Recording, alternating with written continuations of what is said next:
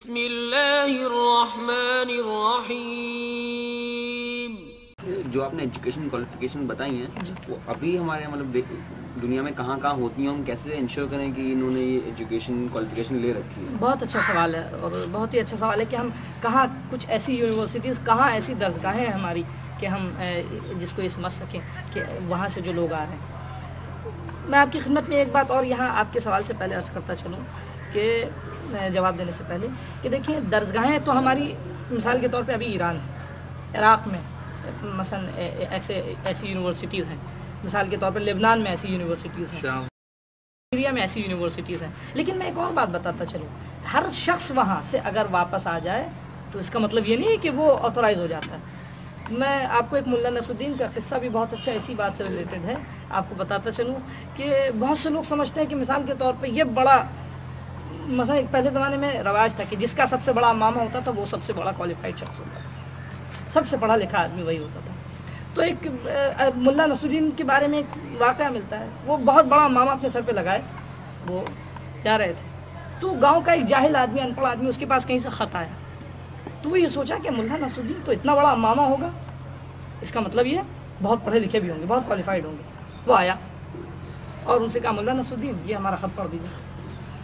ان کا میں نہیں پڑھ سکتا، مجھے نہیں آتا پڑھنا۔ کہا کیسی بات کر رہے ہیں، آپ کے سر پہ اتنا بڑا ماما ہے، اور وہ شخص خود جاہل تھا، تو انہوں نے اپنی پگڑی اتار کے اس کے سر پہ رکھ دی۔ اگر پگڑی سے جو ہے پڑھا جا سکتا ہے لیٹر تو تم پڑھ لو، پگڑی سے لیٹر نہیں پڑھا جا سکتا۔ بڑا ماما لگا کے، یا مثال کے طور پہ جیسے فرض کیجئے ایک، اور بہت سارے اس طرح کے قصے ہیں لیکن ہمارے پاس ٹائم کم ہے، ایک مثال کے طور پہ بالکل جاہل آدمی، ٹھیک ہے، بالکل اس کو آپ بہترین مثلا سوٹ بوٹ اور اس کا بالکل مثلا آؤٹ لک جو ہو وہ ایک بہت بڑے اسکالر کی طرح ہو، تو کیا وہ اس کا مطلب پروفیسر ہو جائے گا؟ نہیں ہوگا۔ ڈریس جو ہے کبھی انسان کو مثلا کچھ دیتا نہیں ہے، کپڑا تو آپ بدل سکتے ہیں، آپ چینج کر سکتے ہیں، آپ کسی کو کسی کا کپڑا پہنا سکتے ہیں۔ مثال کے طور پہ عورتیں اگر مردوں کا کپڑا پہن لیں تو مرد ہو جائیں گی، عورتیں عورت ہی رہیں گی، ان کی حقیقت میں تبدیلی نہیں آ سکتی۔ تو کہنے کا مقصد یہ کہ ان چار یہ ابھی ہمارے پاس اسکولز ہیں ایسے، مثال کے طور پہ یونیورسٹیز ہیں، ایران میں ہے، ایران میں مثال کے طور پہ المصطفیٰ انٹرنیشنل یونیورسٹی، اور اس کے علاوہ قم جو ہے مرکز ہے اسلامی تعلیمات کا، وہاں مثلا تقریباً 90-92 کنٹریز سے جو ہے اسٹوڈنٹ اور وہاں پڑھ رہے ہیں، اور مختلف فیکلٹیز ہیں، اور باقاعدہ بہت اچھے پیمانے پہ خود ایران میں اچھے خاصے اسٹوڈنٹس ہیں۔ ایران میں قم میں ہے، مشہد میں ہے مدرسے، اور اس طرح کے اصفہان میں ہے۔ تو ایک تو ایران میں، اس کے بعد عراق میں کیونکہ آپ سب بہتر جانتے ہیں حالات اچھے نہیں تھے صدام کے زمانے میں، جو کرائسس تھا وہاں، آپ کو میں اطلاع میں آپ کی بتاتا چلوں کہ میں نے ٹائمز آف انڈیا میں یہ پڑھا تھا کہ جب صدام گرا ہے، اس کی اور حکومت گئی ہے جو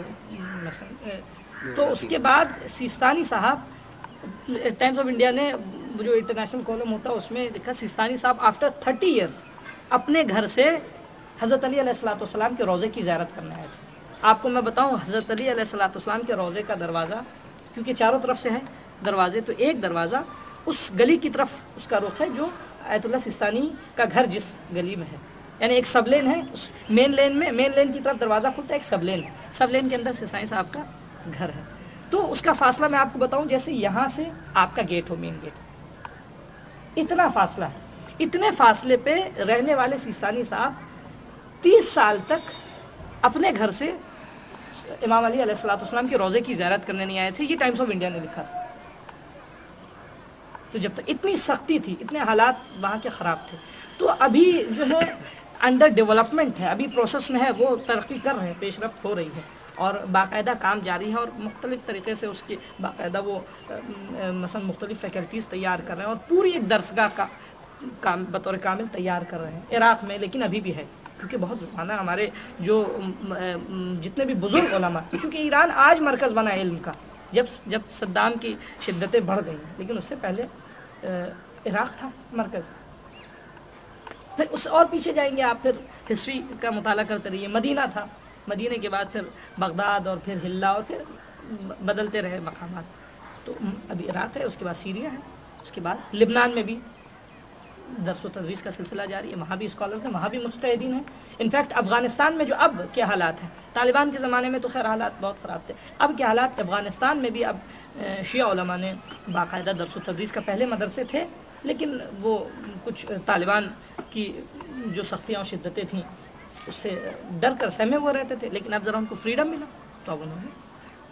یہ سلسلہ شروع کیا. علی زامن صاحب سے گزارش ہے. جی میں یہ جاننا چاہتا تھا کہ مرجع تقلید کی پہچان جو صفات آپ نے بتائی اس کے بنا پہ ہم اگر کر لیتے ہیں جی تو کیا طریقے ہو سکتے ہیں ان سے کمیونیکیٹ کرنے کے،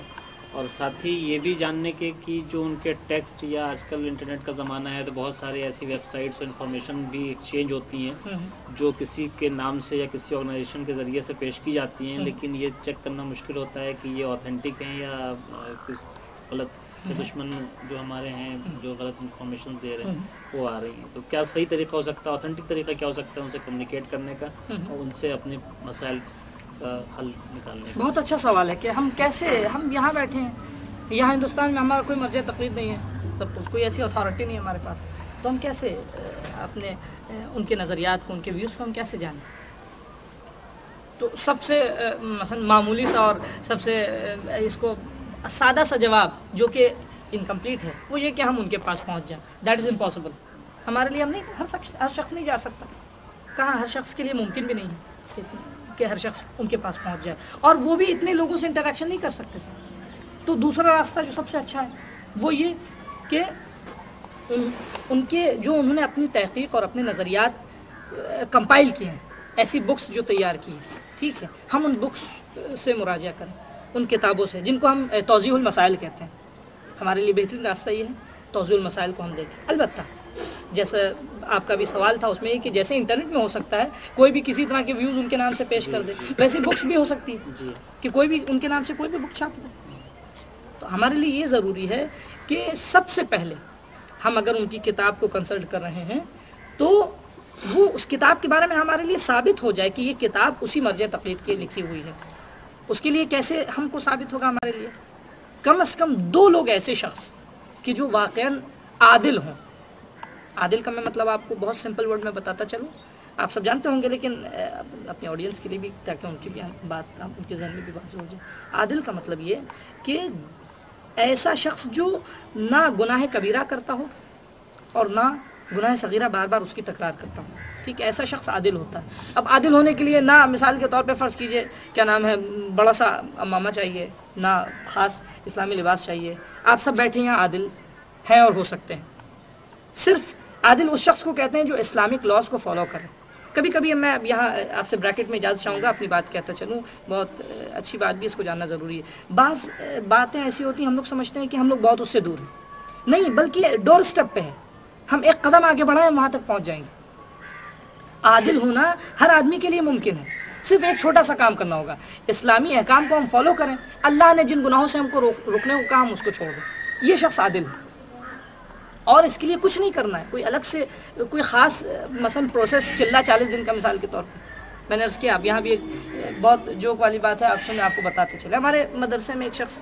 کام کرتا تھا مثال کے طور پہ، وہ بالکل سامان لانا اور خرید فروخت کا سارا کام، پرچیزنگ اس کے ہاتھ میں تھی. تو وہ پرچیزنگ کرتا تھا اور کوئی بھی چیز ایسی نہیں ہوتی تھی کہ جس میں وہ ڈنڈی نہ مارے. بغیر چوری کیے ہوئے وہ کوئی سامان خرید کے لاتا نہیں تھا اس باقاعدہ. اور اس نے ایک دن مجھ سے کہا مولانا صاحب، اب وہ اپنے لہجے میں اس نے کہا مولانا صاحب بس ہمارا 40 دن کا چلہ رہ گیا تھا، اگر میں وہ کر لیتا تو آپ ہی کتنا ہوتا میں بھی. تو یہ چلے کا تصور نہیں. ہمارے عادل ہونے کے لیے چلہ باندھنے کی ضرورت نہیں ہے. ہر آدمی کے جو اسلامی احکام کو فالو کرتا ہوں، آپ ہم سب کر سکتے ہیں، بہت آسان ہے، بہت ہی معمولی سا راستہ ہے. صرف خدا کے احکام کو فالو کرنا، گائیڈ لائنز جو اللہ نے دی اس کو فالو کرنا، اور اس نے جن باتوں سے رکنے کو کہا اپنے آپ کو روکنا. یہ شخص عادل ہے. تو ایسا شخص اگر ہم کو، ایسے 2 شخص اگر ہم کو اس مرجع تقلید کے احکام ہم تک پہنچائیں تو وہ بتائیں کہ یہ کتاب اسی مرجع تقلید کی، اس میں سارے نظریات اسی کے ہیں سارے مثلا، تو ہم اس سے حاصل کر لیں گے. اب سپوز ہمارے پاس کتاب نہیں ہے، تو کتاب نہ ہو تو ایسے 2 شخص کہ جو 2 عادل ہوں اور اس کے ساتھ ساتھ جانتے بھی ہوں کہ اس مجتہد کا نظریہ کیا ہے. مولانا صاحب ہم ہندوستان میں رہتے ہیں جو کہ ایک اسلامی ملک نہیں ہے بلکہ ایک سیکولر ڈیموکریٹک ملک ہے. یہاں پہ رہتے ہوئے ہم لوگ اپنے مجتہد کی دینی احکام کو کس طرح فالو کر سکتے ہیں، کس طرح اوبے کر سکتے ہیں ان کو، اس بات پہ تھوڑی روشنی ڈالیں. بہت اچھا سوال ہے، اور گرچہ بہرحال بہت اس میں تفصیل چاہیے سوال کے لیے، اور وقت بھی ہمارے پاس بہت کم ہے، لیکن ہم کوشش کریں گے مختصر سے وقت میں ٹو دی پوائنٹ جو آپ کو جواب دے سکیں۔ دیکھیے میں آپ سے ایک بات کہوں گا صرف، کہ ہم دنیا کی کسی بھی کونے میں رہیں، اف وی آر اے مسلم، ہمیں اسلام کو فالو کرنا ہے۔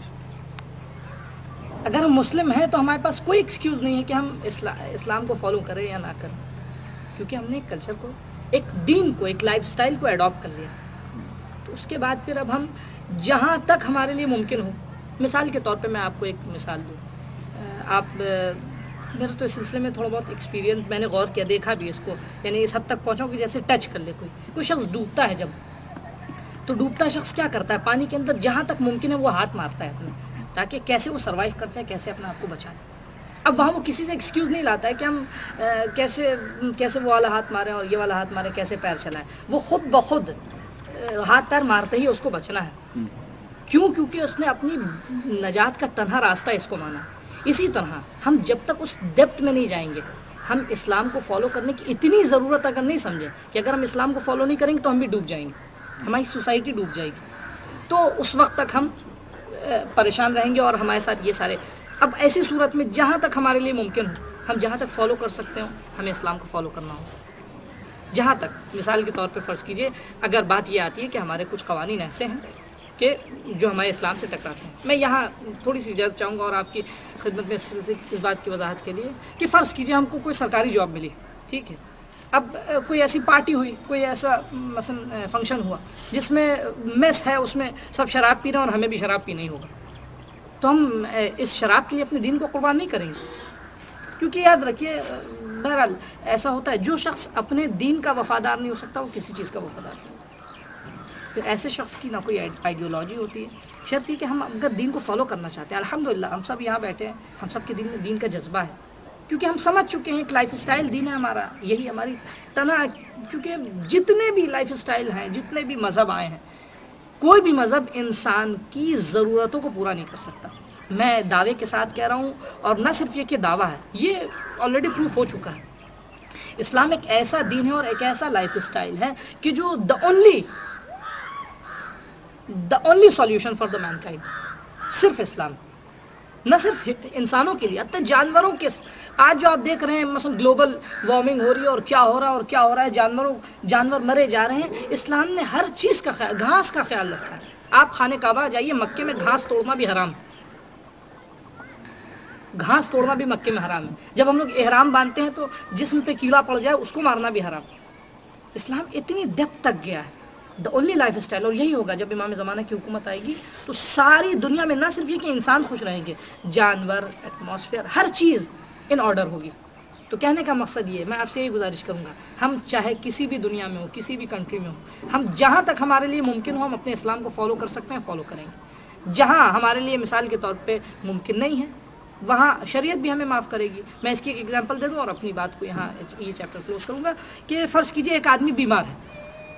اس کا سروائیول صرف اور صرف کوئی دنیا میں کوئی دوسری دوائی نہیں ہے، کوئی دوسری دوائی نہیں ہے، صرف دوائی ایک ہی دوائی ہے کہ اس کو ایک چمچ مثال کے طور پہ فرض کیجئے شراب کا پینا ہوگا۔ شراب پینا حرام ہے، جائز نہیں ہے، کوئی بھی شراب نہیں پی سکتا، لیکن اب کیونکہ سروائیول کا تنہا راستہ، اگر ہم ایسا ہو جائے، اب یہ بھی ایسا ہے نہیں، میں ایگزامپل دے رہا ہوں آپ کو، ایگزامپل کبھی ضروری نہیں ہے کہ مثلا وہ حقیقت میں ہو بھی، اگر ایسا سپوز ونس ان اے بلو مون، اگر ایسا